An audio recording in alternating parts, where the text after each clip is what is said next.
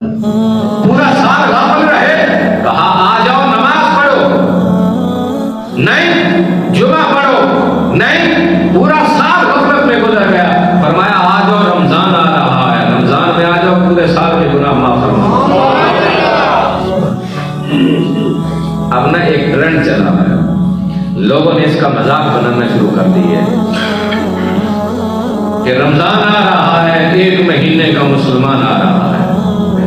मैं मुजम्मत करता हूँ इसलिए, तुझे किसने इख्तियार दिया? वो तो रब है, जब चाहे किसको बुला ले। तुझे इससे क्या हर्ज है? कौन आता है, कब आता है? अल्लाह ने तेरे यहाँ रजिस्टर नहीं रखा कि तू हाजिरी लगा।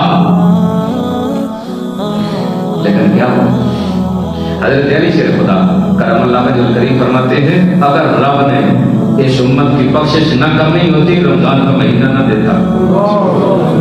रब ने तो दिया ही इसीलिए है कि तेरी मेरी बख्शिश की नवीद लाया है, खुशखबरी लाया है, बहाना बनाया। अल्लाह अकबर, अल्लाह अकबर।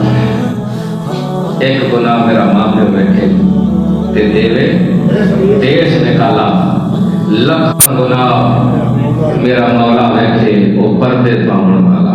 मुबारक सरकार ते इतने खुश होंगे, सरकार ये शबान मुअज़्ज़म की आखिरी दिनों में हुजूर फरमाते वो आ रहा है, आ रहा। साहबा देखते आका कौन आ रहा है? मैं रमजान आ रहा। अल्लाह, सिर्फ एक लम्हा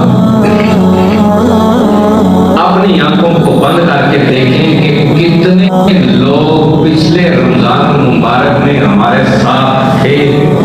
अब नहीं, अगर उन्हें पता होता कि हमारी जिंदगी का ये आखिरी रमजान है, तो मेरा ख्याल है वो मंजी पे तरह मसीदी की डाल है, क्योंकि उन्हें पता कि जिंदगी कैसे गुजरी है, आखिरी रमजान है, कोई अल्लाह तौबा कर लो, माफी मांग लो, 3 दिन का इत्काफ कह देते।